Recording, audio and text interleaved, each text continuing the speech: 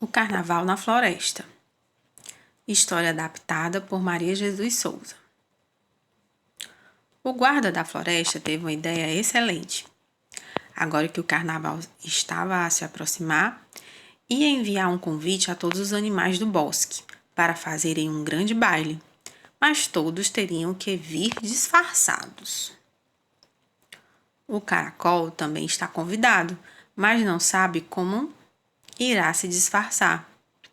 Enquanto pensa, vai caminhando devagarinho, como sempre, até que encontra uma borboleta que lhe diz: Olá, caracol, também vais ao baile de carnaval? E de que te vais disfarçar? A minha roupa é a minha casa, por isso não posso tirá-la para vestir outra. E tu também, né, amiga borboleta? Respondeu o caracol. Mas nem sequer me queiras comparar contigo. Não vês as minhas asas tão bonitas?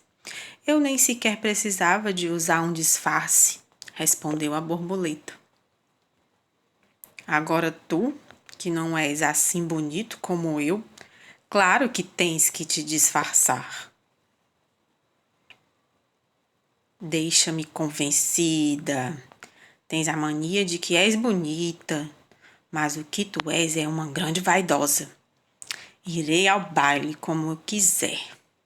Não é nada contigo, respondeu zangado o caracol.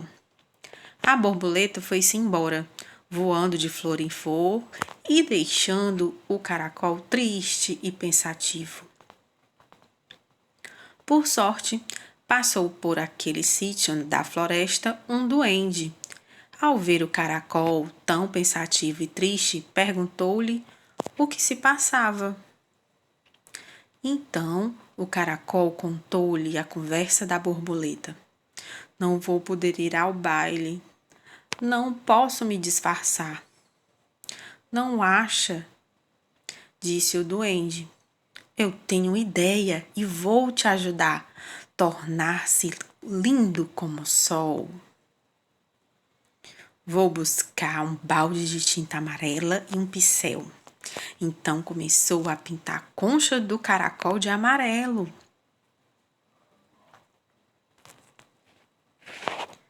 Quando terminou, o caracol chegou à beira do lago e viu seu reflexo na água.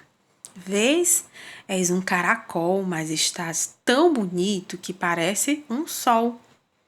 Oh, obrigada, duende. Que maravilha de disfarce, agradeceu o caracol. Está quase na hora de começar o baile. Todos admiram a beleza da borboleta, que se disfarçou de rainha apenas com a coroa na cabeça. Mas quando chega o caracol, todos ficam impressionados. É o disfarce mais bonito que já tinham visto. O caracol parece mesmo um verdadeiro sol, lindo e brilhante.